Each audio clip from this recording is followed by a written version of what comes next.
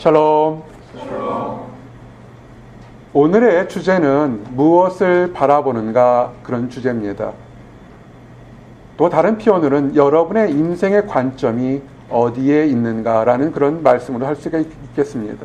오늘 마태복음 6장 31절부터 34절 말씀은 참으로 많은 사람들이 좋아하면서 때로는 의심하고 믿지 못하는 얘기가 이 말씀에 해당됩니다.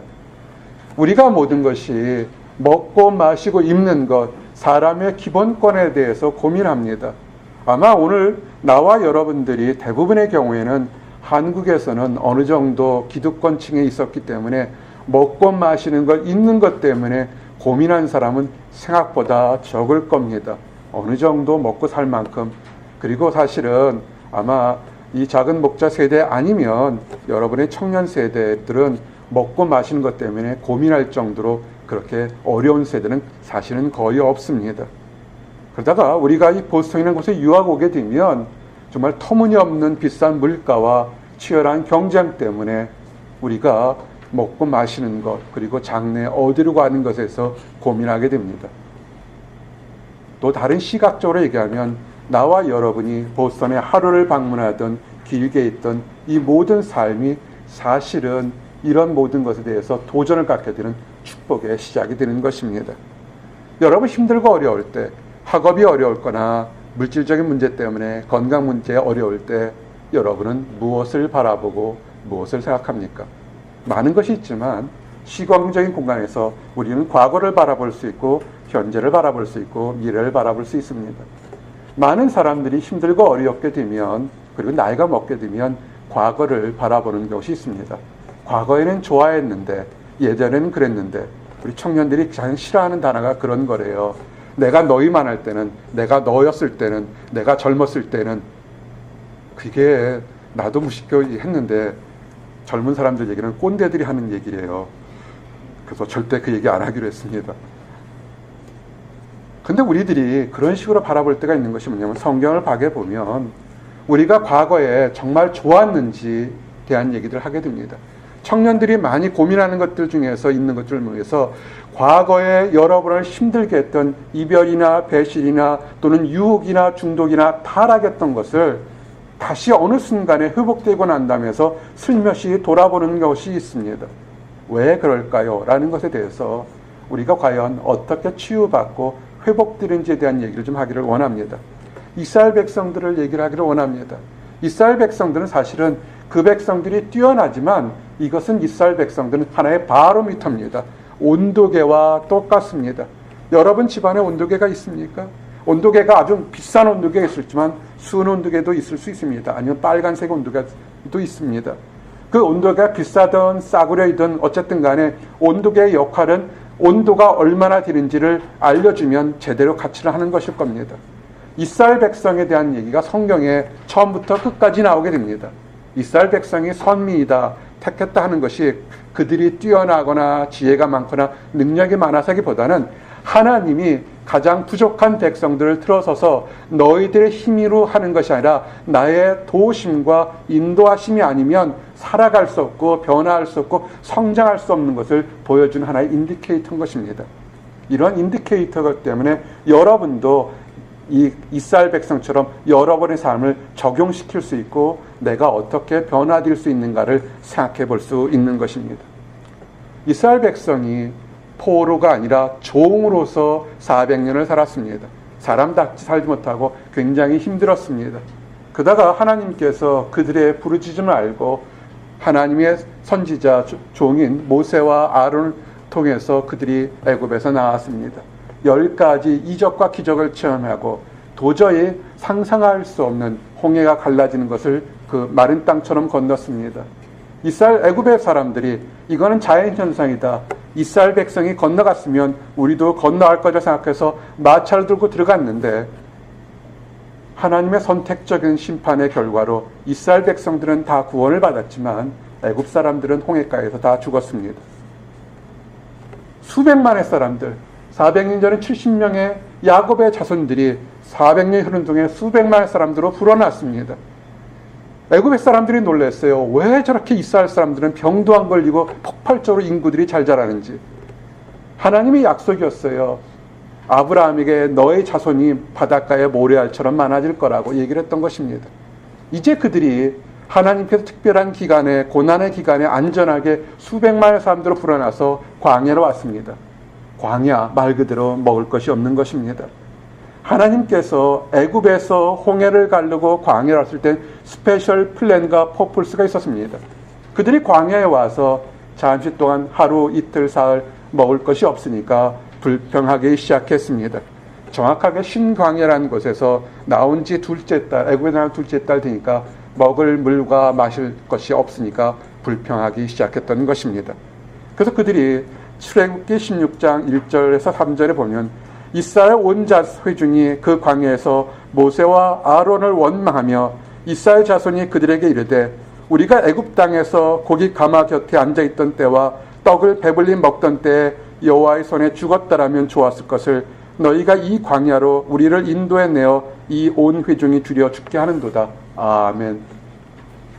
여러분들이 보스턴에 하루를 머물든 10년을 머물든 앞으로 어느 곳에 가든지 간에 하나 주의해야 될 것은 여러분들의 머리로 판단인 팩트하고 하나님이 여러분을 인도하는 플랜하고는 같을 수도 있고 다를 수도 있다는 것을 늘 생각하시기 바랍니다.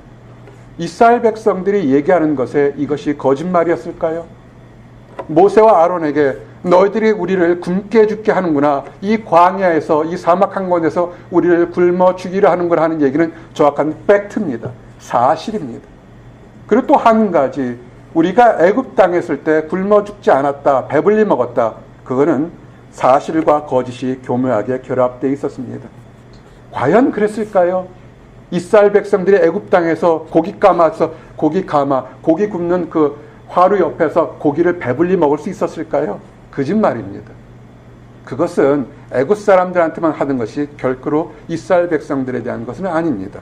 그것은 이 말씀에 출애굽기 2장 23절에 보면 여러 해 후에 애굽 왕은 죽었고 이스라엘 자손은 고된 노동으로 말미암아 탄식하며 부르짖되 그 고된 노동으로 말미암아 부르짖는 소리가 하나님께 상달된지라. 하나님의 그의 고통 소리를 들으시고 하나님이 아브라함과 이삭과 야곱에게 세운 그의 언약을 기억하사. 아멘. 그들이 너무 힘들고 배고프고 어려워서 하나님께 우리를 돌봐주십시오, 우리를 생각해달라고 부르짖었다고요. 근데 그들이 그 부르짖음 때문에 나를 도와달라고, 나의 척박하고 외롭고 힘든 환경을 구원해달라고 부르짖어서 하나님이 스페셜 플랜으로 그들을 전쟁하지 않고 애굽에서 끄집어내 왔습니다. 지금 홍해를 가르치고 광야에 있을 때 잠시 불편해진 겁니다. 불편해지니까 그들의 영적인 지도자 모세와 아론을 원망합니다. 여러분의 삶에서, 여러분의 가정에서 갑자기 물질이 비난해지고 건강이 약해지고 환경이 어려워져서 여러분의 영적 지도자 또는 남편이나 아내나 또는 직장의 동료를 원망한 적 있습니까? 굉장히 주의하셔야 합니다. 여러분이 이곳까지 온 것은 스페셜 플랜과 퍼포스가 있기 때문에 여러분을 인도하는 영적 지도자에 대해서는 함부로 말을 안 하시는 것이 좋습니다. 왜냐하면 그들이 뭐냐면 눈에 보이는 것, 그것이 사실과 거짓말이 교묘하게 겹쳐서 마치 사실처럼 느껴지지만 사실은 원래의 목적은 뭐냐면 모세와 아론을 원망하는 것이 아니라 모세와 아론을 인도하도록 명령했던 하나님을 원망하는 사실을 기억하시기 바랍니다. 많은 사람들이 우리가 교회를 나오면서 자기 뜻대로 되지 않으면 교회를 원망하면서 과거에 달콤한 타락했던 범죄했던 유혹으로 돌아가고자 하는 것을 때가 참으로 많습니다. 그래도 그때는 그렇게 범죄했을 때는 좋았는데 지금은 교회 와서 너무 심심해요 할 정도로 이런 것들이 많습니다. 분명히 성경은 뭐라 하냐면 이스라엘 백성이 원망했는데 모세와 아론이 되는 것뿐만 아니라 하나님도 들으셨다는 것입니다. 하나님이 화가 나셨습니다. 너희들이 배고프다고? 그러면 내일 너희들에게 하늘에서 양식을 비같이 내리니 이 양식이 날마다 매일 거둘 것이다 라고 얘기를 합니다. 그래서 정말 너희들이 배고파서 내가 배고파요 라고 부르짖은 것인지 아니면 배고프다는 핑계대고 너희들에게 10가지와 그 이상의 수없이 많은 기적과 이적을 행한 하나님을 원망하는 것인지, 성경 표어로는 출애굽기 16장 4절에 그들이 내 율법을 준행하나 아니하나 내가 시험하리라. 아멘. 여러분 삶에서 힘들고 어려울 때 왜 이렇게 힘들까? 남들은 다 되는데 왜 나는 안 될까라는 그 원망이 어찌 보면 정확한 사실에 기반한 사실을 분석한 것 같지만 사실은 하나님께 대한 노골적인 원망과 한탄이라는 사실도 기억하셔야 합니다. 그러면서 얘기합니다. 7절에 아침에는 너희가 영광을 보리니 이는 너희가 여호와께서 너희가 자기를 향하여 원망함을 들으셨습니다. 우리가 누구이게 너희가 우리에게 대하여 원망하느냐. 아멘. 우리가 과거를 보를 때 분석하면서 그때가 좋았는데 라는 것을 잘못하면 우리를 인도한 하나님을 원망하는 꼴이 되게 됩니다. 근데 하나님 참 오래 참으세요. 그러면서 너희들이 그러면 내가 너희들이 원하는 것을 주어 볼 테니까 정말 순종하는지 안 하는지 보겠다는 겁니다. 그래서 하늘에서 만나라는 작은 가시생기처럼 먹을 것이 떨어져 내렸습니다. 하나님이 얘기합니다. 욕심내지 마라. 내가 매일같이 줄 테니까 오늘 너희들이 먹을 것만큼만 너희들이 거두라 그랬습니다. 출애굽기 16장 16절이니까 너희 각 사람은 먹을 만큼만 이것을 거둘지니 너희 사람 수요대로 한 사람이 한 오멜씩 거두라 라고 얘기했습니다. 욕심내지 마라. 내가 너희들에게 너희 형편을 아니까 먹을 만큼만 거두라고 합니다. 이스라엘 자손이 그렇게 하였습니다. 어떤 사람에게는 먹을 것이 좀 양이 입이 큰 사람에게는 많이 걷고 입이 짧은 사람은 적게 걷었습니다. 정말 걷어보니까 부족함이 하나도 없었습니다. 근데 그러면서 얘기를 합니다. 먹을 거 다 먹고 남겨두지 마라. 왜 남겨둘까요? 왜냐하면 오늘 당장 먹을지만 내일 또 이것이 하늘에서 먹을 것이 안 떨어질 거라고 생각하는 사람들은 그래 나는 준비성이 있어서 남겨놓을 사람도 있었을 거라고 생각합니다. 현명하게 판단했던 거죠. 그래 내일 오늘은 먹을 것이 하늘에서 떨어지지만 내일 안 떨어지면 딴 사람들 굶을지언정 나는 준비성이 높으니까 나는 먹을 거라고 했습니다. 그 먹을 것을 남겨놨던 사람들은 아침에 보니까 그 만나가 다 썩고 벌레가 난 것을 보게 됩니다. 모세가 이때 노했다고 성경은 기록되어 있습니다. 이스라엘 백성들은 광야에서 수없이 하나님을 시험했습니다.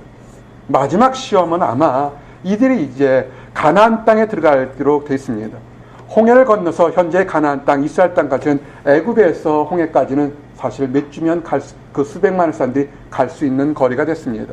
이제는 그들이 가려고 하기 전에 12사람의 정탐꾼을 세워서 가나안 땅을 들어가기로 했습니다. 공평하게 각 지파에서 한 사람씩 뛰어난 사람들을 보내서 너희들이 우리가 하나님이 주기로 했던 약속 땅 남쪽부터 북쪽까지 동쪽부터 서쪽까지를 다 가봐서 그곳에 있는 사람들, 그곳에 있는 땅, 그곳에 있는 성을 다 정탐하고 오라고 그랬습니다.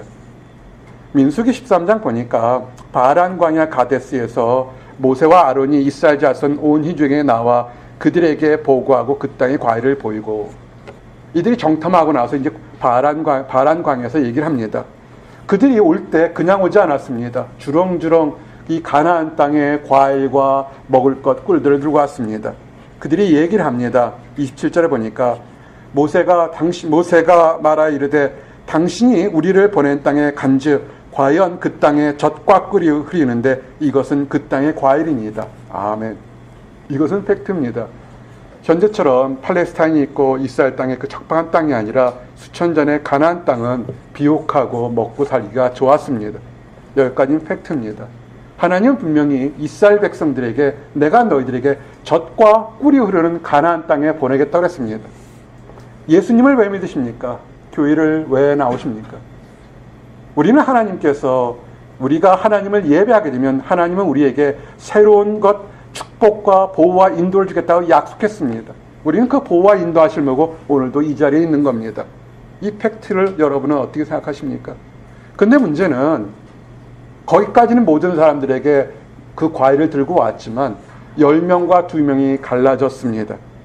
나머지 10명들은 뭐라고 그러냐면 그 땅은 젖과 꿀이 흐르지만 거기에는 이미 수많은 아멜렉 족속이 살고 있고 가나안 사람이 살고 있고 다른 사람들 아낙 자손이 살고 있어서 우리는 그 땅에 갈 수 없다. 성경의 아낙 자손은 이 골리앗처럼 키가 3m 가까이 되는 거대한 거인족이었습니다. 이때 이후로 아마 우리는 거인족이 더 없는 것 같습니다.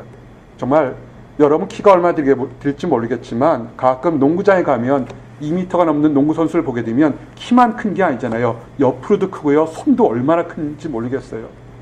난 미국 사람들이 농구하는데 난 손으로 그 공을 못 잡는데 얘들은 그냥 야구공 잡듯이 잡잖아요.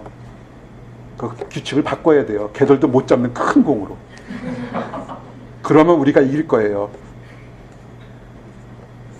이스라엘 사람들이 갔을 때 보니까 거기 이미 토착민들 살지만 문제는 거인족이 살고 있다는 걸 보고서 놀랬습니다.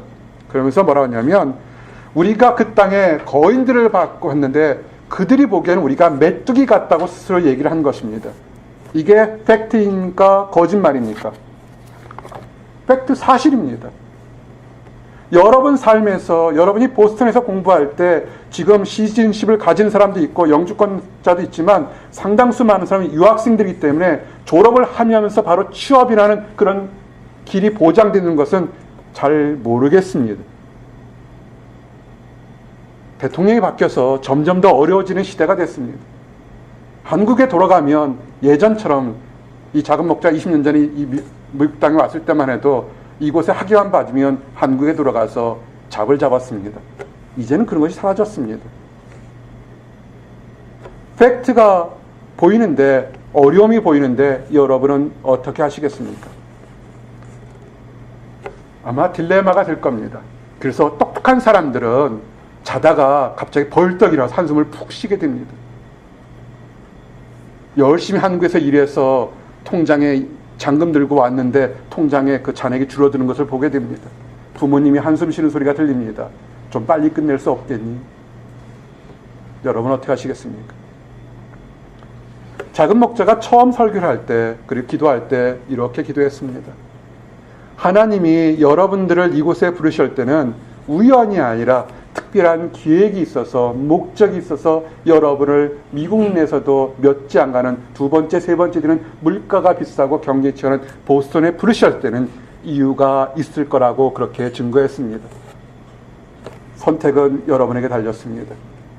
여러분의 판단력으로 정확한 팩트를 바라볼 건지 내가 믿음이 크든 믿음이 연약하든 하나님이 내가를 여기까지 인도하실 때는 분명히 하나님 뜻이셔서 지금 힘들지만 하나님이 올바른 길로 인도할까는 그런 가스 플랜을 바라보는지 선택은 여러분에게 달려있는 것입니다. 이때 갈렙이라는 사람이 있었습니다. 갈렙이 뭐라고 그러냐면 분명히 모든 다른 사람들 올 때 아낙 자손을 봤지만 그들은 그렇지 않습니다. 갈렙 앞에서는 사람들이 웅성거릴 때 민수기 11장 30절에 보면 갈렙이 모세 앞에서 백성을 조용하게 하고 이르되 우리가 곧 올라가서 그 땅을 취하자 능히 이기리니 라고 얘기합니다. 갈렙은 무엇을 봤을까요? 갈렙은 하나님이 약속하시고 계획하신 거기 때문에 그들이 아낙 자손이 있다 할지라도 우리가 능히 올라가면 이길 거라고 얘기했습니다. 근데 이스라엘 백성들은 이 논란의 대상에서 다수결의 원칙을 썼습니다. 그들은 지금 가나안 땅에 올라간 것을 포기하고 바로 며칠이면 들어갈 수 있는 가나안 땅을 그들은 광야에서 40년을 헤매고 난 다음에 그들은 가나안 땅에 들어가는 그런 것이 됐습니다. 모세가 죽었습니다. 영적 지도자여 하나님과 얘기하는 불세출의 지도자 모세가 죽었습니다. 여호수아가 그 부가 있던 여호수아가 이제는 광야에서 40년 있어서 더 이상 어쩔 수 없고 이제는 가나안 땅에 들어갈 때가 됐습니다. 그래서 12지파들에게 자기가 원하는 땅 너희들이 가서 정복할 땅들을 정해줍니다. 가나안 땅이 빈 땅이 아니라 거기는 성이 있고 현재 살고 있는 사람에서 정복해서 이겨나가야 될 땅입니다.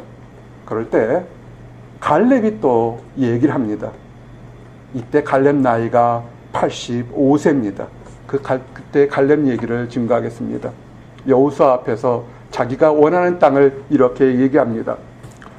여호수아 14장 10절부터 12절 말씀에 이제 보소서 여호와께서 이 말씀을 모세에게 이르신 때로부터 이스라엘이 광야에서 방황한 이 45년 동안을 여호와께서 말씀하신 대로 나를 생존하게 하셨나이다. 오늘 내가 85세로 돼 모세가 나를 보내던 날과 같이 오늘도 내가 여전히 강건하니 내 힘이 그때나 지금이나 같아서 싸움에나 출입에나 감당할 수 있으니 아멘. 이스라엘 백성들이 가스 플랜과 퍼포스를 보지 않고 정확한 팩트를 어널리시해서 그들의 결과는 뭐냐면 45년 동안을 광야에서 갇혀 지냈던 것입니다. 여러분이 보스턴에서 여러분의 판단과 능력으로 정확히 판단하는 것에 갇혀 있다면 어쩌면 여러분의 삶이 여러분의 판단대로 갇혀 있을지도 모른다는 것을 한번 생각해 보십시오. 갈렙처럼 하십시오. 45년 동안 갇혀 있었지만 그가 마음속에서는 하나님이 저 땅을 주시겠다고 약속하시기 때문에 나는 얻을 것이라고 했던 것입니다. 근데 나이가 몇입니까? 생물학적으로 85세입니다. 거짓말이었을까요? 여호수아 앞에 내가 45년 전이나 지금이나 여전히 씩씩해요. 뭘 먹었을까요? 여기는 우린 두 가지를 생각할 수 있습니다. 하나의 비전일 수도 있고 정말로 갈렙이 45년 전이나 지금이나 말 그대로 청년처럼 여전히 힘을 가졌다는 것입니다. 근데 갈렙이 원하던 땅이 어디냐면 평안한 땅 85세 때는 그냥 이스라엘 백성 가면 얻을 땅이 아니라 다른 사람들이 다 싫어했던 땅, 그 아낙 자손 거인이 살던 그 땅입니다. 그가 이렇게 얘기합니다. 그날에 여호와께서 말씀하신 이 산지를 지금 내게 주소서. 당신도 그날에 들으셨거니와 그곳에는 아낙 사람이 있고 그 성읍들은 크고 견고할지라도 여호와께서 나와 함께 하시면 내가 여호와의 말씀하신 대로 그들을 쫓아내리이다. 아멘. 85세가 먹어서 노망 든 것이 아니라 갈렙은 하나님의 스페셜 플랜으로 여전히 힘이 셌고 여전히 비전이 있었습니다. 그러면서 남들이 다 포기하는 땅, 지금 이 산지 아낙 자손이 사는 그 땅을 내게 주십시오. 내가 나이가 많고 경험이 있는 것이 아니라 하나님이 함께 하시면 나는 저 땅을 얻을 것이라는 것입니다. 사랑하는 성도 여러분, 여러분이 보스턴에서 여러분의 영민함으로, 여러분의 뛰어남으로 수없이 많은 판단을 한다 할지라도 가장 먼저, 가장 마지막에 해야 될 것은 뭐냐면 하나님이 함께 하시면 이 산지를 내게 줄 것이라는 것을 고백하시기를 원합니다. 어떻게 됐습니까? 다른 11지파들, 다른 지파들은 다 얕게 얻기 편한 땅을 얻었지만 이 헤브론 산지는 그러나 갈렙이 정말로 얻었습니다. 여호수아 14장 13절 그 모든 싸움이 지나보니까 여호수아가 여분네 아들 갈렙을 위하여 축복하고 헤브론을 그에게 주어 기업을 삼게 하며 헤브론이 그니스 사람 여분네 아들 갈렙의 기업이 되어 오늘까지 이르렀으니 이는 그가 이스라엘 하나님 여호와를 온전히 쫓았습니다. 아멘.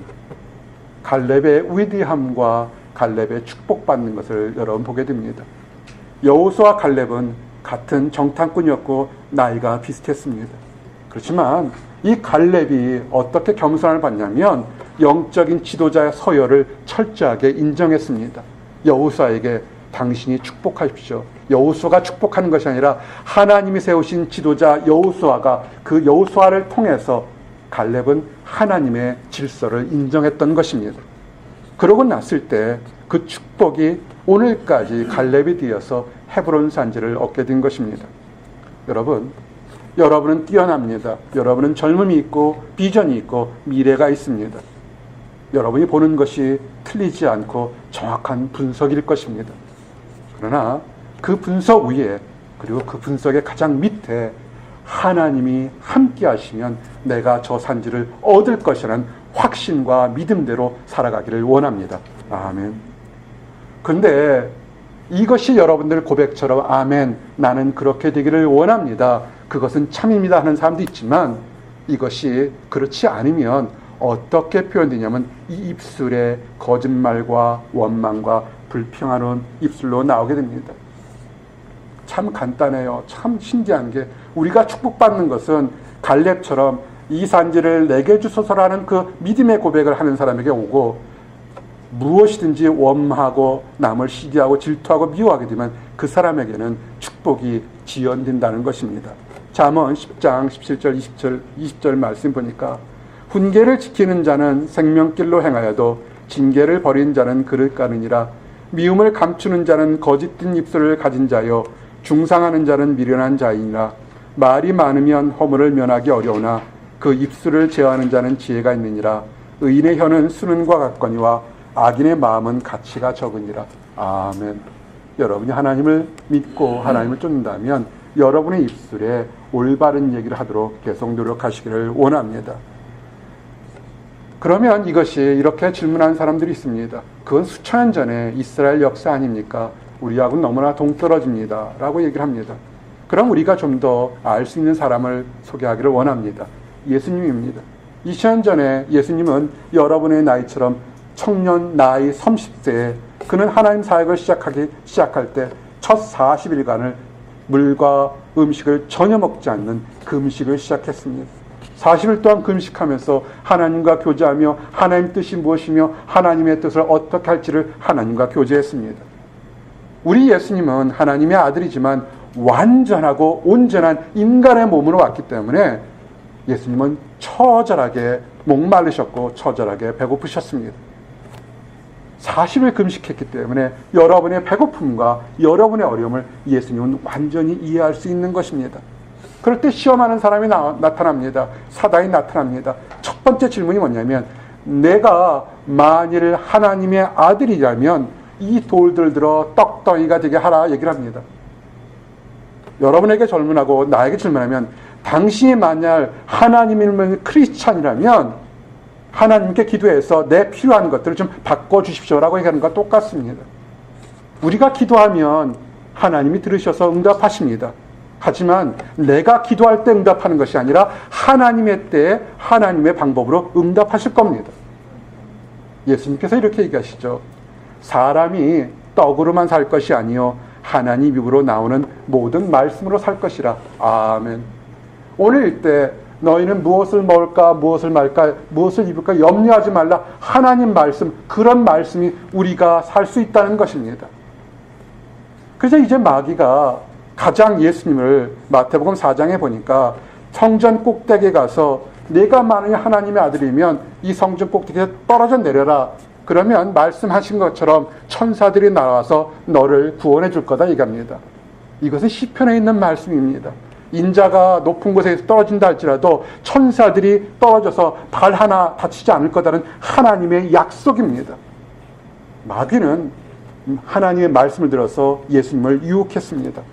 예수님이 뭐라고 그러냐면 또 기록되었을 때 또 말씀으로 말씀하십니다. 주 너희 하나님을 시험하지 말라. 아멘. 사역하면서 가장 힘들 때가 뭐냐면 열심을 가지고 교회에 봉사하고 섬기는 사람이 시험 들 때가 참으로 안타깝습니다. 열심히 합니다. 다른 사람보다 열심히 합니다. 그런데 열심히 하는데 그 원하는 만큼 이루어지지가 않을 때 그 사람들이 마음이 확 돌아설 때가 굉장히 많습니다. 열심히 했는데 교회에서 인정받지 못하든지, 열심히 했는데 응답받지 못하든지, 열심히 했는데 내 건강이 나쁘다든지, 열심히 했는데 내가 평판을 받지 못하면 갑자기 하루아침에 확 돌아설 때가 있습니다. 잘하신 거예요. 하나님 앞에 열심을 들여 최선을 다한 건 잘한 겁니다. 그 잘한 것에 분명히 축복하겠다고 하나님이 약속하셨습니다. 주의할 것은 내 때가 아니라 하나님의 때에 하나님의 방법으로 약속하신 것입니다. 뛰어내려라. 그러면 천사들이 구원할 거다. 누가 얘기합니까? 마귀가 얘기하는 거잖아요. 우리 아들 하나님께서 예수야 네가 뛰어내려라. 내가 천사들을 보겠다면 예수님은 뛰어내리셨을 겁니다. 주체가 다른 거예요. 우리가 스스로 기도하면서 이것을 이렇게 주시면 하나님 뜻일 것입니다라고 우리 스스로 최면을 걸 때가 참으로 많습니다. 아니에요. 하나님이 주십니다. 그리고 마지막으로 지극히 높은 산에 올라가서 천하만국의 영광을 다 보입니다. 내게 경배하면 내가 이 모든 것을 주겠다는 것입니다. 참 우스워요. 사단은 이 땅에 쫓겨난 존재입니다. 새빵 사는 존재예요. 진짜 주인은 이 세상의 모든 영광은 누구 겁니까? 하늘 아버지 거라고요. 예수님 거라고요. 사기치고 있는 거라고요. 거짓말하는 거라고요. 예수님이 얘기하죠. 기록되었을 때 주 너희 하나님께 경배하고 다만 그를 섬기라. 아멘. 그럴 때 성경은 재미난 표현이 납니다. 마태복음 4장 11절에 이에 마귀는 예수를 떠나고 천사들이 나와서 수종드니라. 아멘. 그냥 성경에 이에 마귀는 쩌나고 이렇게 표현됐으면 뭐 그것도 괜찮아죠. 마귀의 영적 싸움에서 예수님이 승리하실 때. 근데 마귀가 떠나는 동시에 천사들이 짠 하고 나타납니다. 천사들이 어디 있었을까요? 이 마귀가 시험할 때 천사들은 바둥바둥하면서 우리 주님 예수님 이겨라 이겨라 외쳤던 것을 여러분 아셔야 돼요. 여러분이 힘들고 어려울 때 여러분보다 더 안타까우면서 우리 아들 우리 딸 잘 살아라고 지금 안타깝게 여러분을 위해서 기도하는 하나님이 계신 걸 아셔야 됩니다. 여러분이 시험 들어서 다시 옛날 과거의 타락한 모습으로 돌아가려고 할 때 너무 힘들어서 하나님을 원망하고 교회를 원망할 때 안타깝게 생각하면서 그러면 안 된다고 하는 하나님의 안타까운 마음이 옆에 계신 걸 아셔야 합니다. 예수님은 당당하게 말씀으로 오직 말씀으로만 그 모든 유혹을 이겨내셨습니다. 그럴 때 동시에 천사들이 나타나서 예수님을 수종을 듭니다. 근데 참 힘든 것은 이렇게 예수님을 보면 참 대단한데 복음을 전하거나 이렇게 얘기하면 이런 사람들이 있어요. 나도 예수 믿고 싶었습니다. 내가 만약에 예수님을 눈으로 봤다면 나도 예수 열심히 믿고 교회 다닐 겁니다 라고 하는 사람들이 있습니다. 근데 꼭 그렇지는 않습니다. 하나님의 은혜를 받는 사람들, 여러분도 오늘 이 자리에 온 것이 그저 친구가 오늘 구정날이니까 한번 와서 오라고 해서 원주하십니까? 하나님이 허락하셨으니까 오늘 오신 겁니다. 특별한 축복이 있어 오신 겁니다. 예수님과 함께 공생에 3년 동안 같이 다닌 사람이 있습니다. 가룟 유다입니다. 유다는 예수님과 함께 다니면서 12제자의 한 사람이라고 칭하면서 정말 많은 것들을 봤습니다. 다른 일반 사람들은 그들이 곧 필요할 때만 또는 우연히 병자를 고치거나 귀신을 고치는 모습을 보거나 무리를 걷는 모습을 얼핏 봤지만 이 가룟 유다는 3년 동안 예수님과 함께 다니면서 무리를 고치고 죽은 자를 살리시고 병자를 고치고 자연 이적을 바람을 잠잠케 하는 수없이 봤습니다. 근데 그에게는 믿음이 없었던 겁니다. 가룟 유다가 예수님을 따라서 갔던 건 뭐냐면 이렇게 이적과 기적을 사람들이 인기를 거두면 뭐니 돈이 들어올 거라 생각했습니다. 그리고 가룟 유다는 특별히 12사람들을 예수님이 사역할 때 돈을 맞는 그런 회계를 맞는 그런 역할을 했습니다. 가룟 유다가 돈을 줬어요. 마치 예수님께 사역해서 돈이 들어오거나 누군가 이렇게 선교 헌금이 들어오게 되면 가룟 유다가 마치 내 것인 것처럼 했던 것입니다. 그 재미로 했었습니다. 이제 예수님이 왕이 돼서 예루살렘에 들어가면 한 자리 하겠구나 생각했는데 예수님은 제자들을 불러놓고 은밀하게 얘기합니다. 내가 예루살렘 가는 것은 왕으로 가는 것이 아니라 죽으러 간다. 죄진 많은 사람들의 죄를 용서하기 위해서 죽으러 간다. 가룟 유다가 눈이 확 풀렸어요. 죽으러 가? 그럼 나 3년 동안 뭐 한 건데? 나 헛되게 쫓아다녔네? 내가 3년 동안 뭘 투자한 건데 헛되게 쫓았네? 그때부터 관심은, 그때부터 마귀는 가룟 유다에게 돈에 대한, 물질에 대한 욕심을 갖습니다.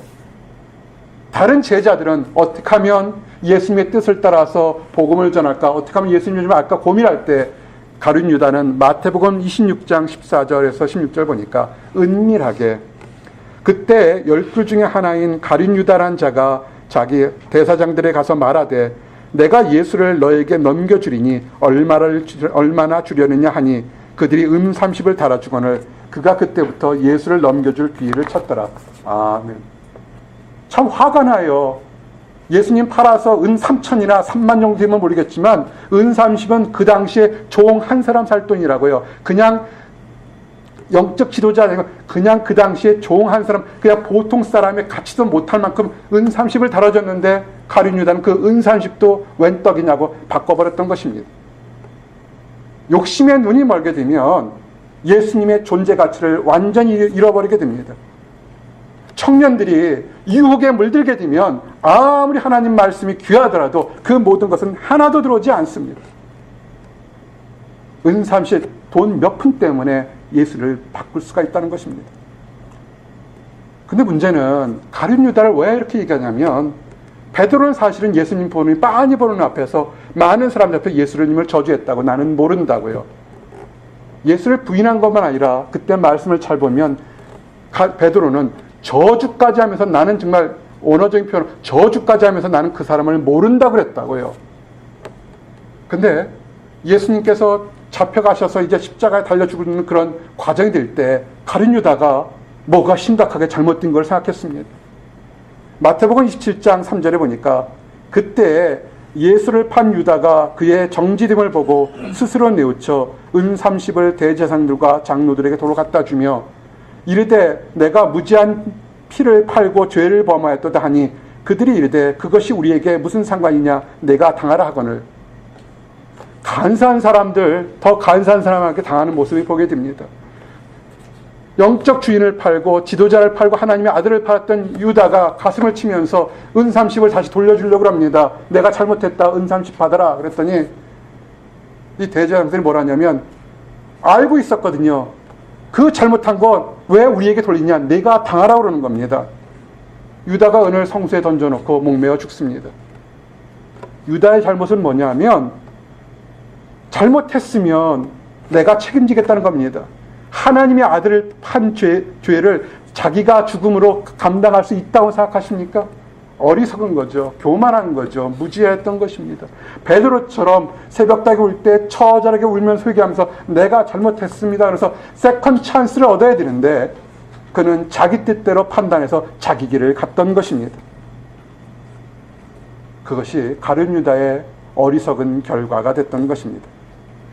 사랑하는 성도 여러분, 사람의 관점과 하나님의 비전 차이는 정확히 있다는 것을 아시기 바랍니다.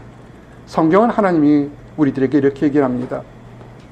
이사야서 55장 8절 9절에 보니까 이는 내 생각이 너희의 생각과 다르며 내 길은 너희의 길과 다름이라 여호와의 말씀이니라. 아멘. 여러분이 판단하는 여러분의 인생길과 하나님이 향한 여러분의 생각이 다르다는 것입니다. 어떻게 해요? 나쁘게, 힘들게? 아니에요. 그렇지 않습니다. 하나님 뭐라 하냐면 이는 하늘이 땅보다 높음 같이 내 길은 너의 길보다 높으며 내 생각은 너의 생각보다 높음이니라. 아멘. 우리에게 지금 어둠이 닥쳐오고 힘들고 어렵다 할지라도 우리 판단만으로 믿고 나가지 마십시오. 하나님이 여러분을 불렀을 때는 더 여러분의 판단을 뛰어넘는 높고 깊고 넓은 계획이 있어서 여러분들을 이곳까지 부르셨던 것입니다. 베드로 어땠습니까? 공개적으로 부인했고 공개적으로 망신을 당했던 베드로가 그가 회개함으로 더 처절하게 하나님을 믿어서 12제자 중에 수제자가 되는 변화가 되지 않았습니까? 우리는 실수할 수 있어요. 우리는 과거에 실수할 수 있고 현재도 실수할 수 있습니다. 마귀는 얘기합니다. 너 과거에 실수했잖아. 현재도 실수하고 있잖아. 얘기합니다. 하나님은 그렇게 얘기하지 않습니다. 그래, 맞다. 너는 실수하고 또 실수하고 있지만 그러나 너의 실수를 변해서 내가 너를 가장 멋지게 아름다운 모습으로 변화시킬 계획을 가졌으니 믿고 따라오렴이라고 얘기하는 것입니다. 여기를 믿고 나가시기 바랍니다. 말씀이 뭡니까? 우리가 이 보스턴에서 먹고 마시는 것 때문에 두려울 때 참 많습니다. 성경은 정확히 얘기합니다. 참으로 어려운 얘기입니다. 특별히 가족을 가진 사람들 또는 남편과 아내 이제 가정을 꾸민 사람들에게서는 먹고 마시고 입는 거 누구도 도와주지 않습니다. 근데 성경은 얘기합니다. 마태복음 6장 31절 32절 그러므로 염려하여 이르기를 무엇을 먹을까 무엇을 마실까 무엇을 입을까 하지 마라. 이는 다 이방인들이 구하는 것이라 너희 하늘 아버지께서 이 모든 것이 너에게 있어야 할 줄을 아시느니라. 아멘. 다른 사람들도 하나님 모르는 사람들도 내가 먹어야 되고 입어야 되고 어떻게 미래에 대한 것을 꿈꾸는 거 다 안다는 겁니다. 그거는 이방인들이 준비하는 거지만 너희들은 택한 백성이라 내가 너희들을 향해서 더 높고 깊고 넓은 뜻이 있으니까 믿고 나를 믿고 나아올 수 없겠냐고 하는 것입니다. 혹시라도 사랑하는 성도 여러분, 여태까지 뛰어내서 나의 판단을 믿고 나의 미래를 준비하고 있다면 오늘 그 생각을 내려놓으십시오. 여러분보다 뛰어나고 여러분을 정말 여러분보다 더 사랑하는 하나님이 있습니다. 성경 뭐라고 하냐면 내가 잘못 판단했으면 이렇게 얘기합니다. 이사야서 55장 6절 7절에 너희는 여호와를 만날 만한 때 찾으라. 가까이 계실 때 그를 부르라. 악인은 그의 길을, 불의한 자는 그의 생각을 버리고 여호와께로 돌이오라. 그리하면 그가 긍휼히 여기시라. 우리 하나님께로 돌아오라. 그가 너그럽게 용서하시리라. 아멘. 여러분의 판단으로 부족하고 힘들고 어려웠던 거 그거 내려놓으시고 지금 돌아오십시오. 하나님, 나의 부족한 판단과 나의 어려움이 있지만 이런 연약함을 통해서도 하나님이 크게 싸실 것을 믿습니다. 하나님만을 전적으로 의지합니다. 라고 돌아오시기 바랍니다. 그럴 때 여러분에게 축복이 있습니다. 이것을 믿지 않고 하나님을 믿지 않고 예수님을 믿지 않아서 기세등등하게 예수 믿는 사람들을 잡아 죽였던 사람이 있습니다. 사울이라는 청년이었습니다. 사울이란 청년이 현재 시리아 땅인 다메섹 도상에서 부활하신 예수님을 직접 만나봤습니다. 그러고 나서는 그가 완전히 변해버렸습니다. 예수님이 살아계시다면 우리가 노력하는 가치관에 여기가 아니라 더 높고 아름다운 것을 바라볼 수 있다는 것입니다. 예수님이 살아계시면 여러분이 노력하는 것에 대한 더 아름다운 결과가 있습니다. 작은 목자가 결혼한 가정들을 정말 칭찬하고 축복합니다. 여러분들 생각하기에는 서로 좋아서 이뻐서 아름다워서 편해서 결혼했다고 생각하십니까? 아닙니다. 그건 세상 사람들이 하는 얘기입니다. 결혼과 남녀간의 교제는 하나님의 축복 중에 가장 큰 축복의 하나인 것을 믿고 나가시기를 원합니다. 달라요. 하나님의 눈으로 보는 것과 세상의 눈으로 보는 것 다르다는 것입니다. 사도 이 사울이란 청년이 하나님을 발견해서 내가 큰 자라는 이름에서 이름을 바꿔버렸습니다. 나는 부족하고 작은 자라는 바울, 폴로 바꿨습니다. 그의 고백이 뭐냐면 이렇게 됩니다. 나는 8일 만에 할례를 받고 이스라엘 족속이요 베냐민 지파요 히브리인 중에 히브리인이요 율법은 바리새인이요 열심은 교회를 박해하고 율법의 의로는 흠이 없는 자라.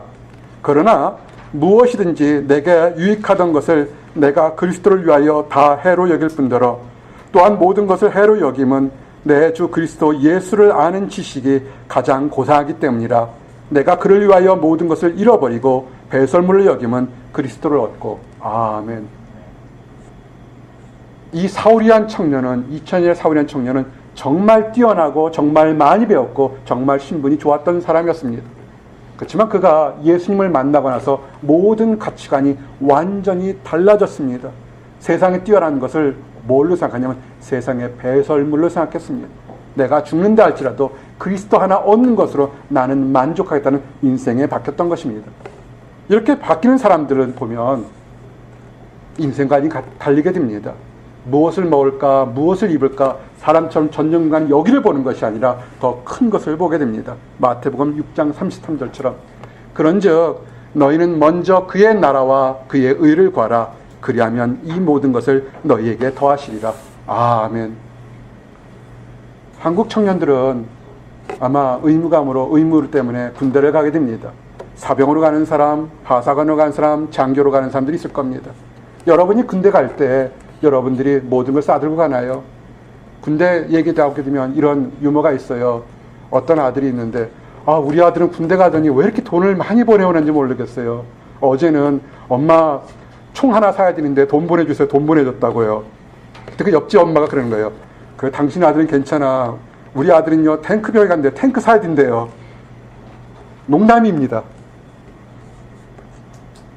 사실은 군에 들어가서 군인이 훈련받아서 군인으로서 역할을 다하도록 먹여주고 입혀주고 훈련까지 다 시킬 겁니다. 성경에 여러분들에게 너희는 먼저 그의 나라와 그의 의를 가는 것은 뭐냐면 여러분은 하나님의 십자군 하나님의 용사고 하나님의 전사한 것을 아시기 바랍니다. 하나님의 일을 하는 사역자인 것을 아셔야 합니다. 하나님 일을 하도록 하나님 먹여주고 입혀주고 인도하실 것을 믿으시기 바랍니다. 그래서 나갑니다. 그래서 마지막 절에 말씀이 뭐냐면 그러므로 내일 일을 위하여 염려하지 말라. 내일 일은 내일이 염려할 것이요 한날의 괴로움은 그날로 족하니라. 아멘. 내일의 불확실성 때문에 여러분 고민하지 마십시오. 오늘 하루 오늘 고민하시고 오늘 하루 고민 대신에 오히려 오늘 만나는 여러분들 함께한 사람들 이 인연 이 만남이 천문학적인 만남이니까 오히려 기뻐하고 즐거워하고 사랑하고 나누기를 원합니다. 이제 마지막 말씀입니다. 여러분이 이 만남과 이 순간을 기로한다면 우리의 만남은 여기서만 끝나는 것이 아니라 우리가 이 땅에서 죽어서 천국 가는 날 그리고 혹시라도 예수님이 이 땅에 우리가 살 때 오실 때 우리 변화된 것이 뭐냐면 이사야서 65장 17절 18처럼 우리에겐 새로운 땅과 새로운 하늘 천국이 있습니다. 보라 내가 새 하늘과 새 땅을 창조하리니 이전 것은 기억되거나 마음에 생각나지 아니할 것이라 너희는 내가 창조하는 것을 말미암아 영원히 기뻐하며 즐거워할지니라. 아멘. 하나님을 믿는다는 것은 새 하늘과 새 땅을 바라보며 그 과정 모든 과정에서 새로운 기쁨이 우리와 함께 있다는 것을 믿고 즐거워하는 것입니다. 이 즐거움을 다 누리시는 나와 여러분들이 되기를 원합니다. 기도하겠습니다. 하나님 감사합니다. 너희는 무엇을 먹을까 무엇을 마실까 무엇을 입을까 하지 말라는 하나님의 말씀을 우리가 따라갈 수 있도록 인도하여 주시옵소서. 우리의 판단으로는 의심하고 두렵지만 하나님 부르신 분이 하나님이시고 인도하실 분도 하나님이심을 믿습니다. 철저하게 먼저 그의 나라와 그 일을 의를 구할 때 우리에게 필요한 모든 것보다 우리가 생각하고 기도하는 모든 것보다 더 아름답고 거룩한 것으로 인도하심을 믿습니다. 아버지 또한 이 거룩하고 아름다운 길을 나 혼자 가는 것이 아니라 나의 사랑하는 가족, 부친 형제 자매들, 나의 친구들과 함께 갈 수 있도록 인도하여 주시옵소서. 또한 아버지 하나님, 하나님을 알지 못하는 사람, 안다고 하면서도 그릇된 길을 가는 사람들을 그들에게 안타깝게 여겨서 그들도 우리가 누리는 축복을 다 맛볼 수 있도록 인도하여 주시옵소서. 혹시라도 그들이 그 새로운 길로 돌아서갈 때 우리가 따뜻한 사랑의 손길을 내밀러 그 사람들도 우리와 함께 동일한 축복을 맛볼 수 있도록 인도하여 주시옵소서. 감사합니다. 예수 그리스도를 받들어 기도했습니다. 아멘.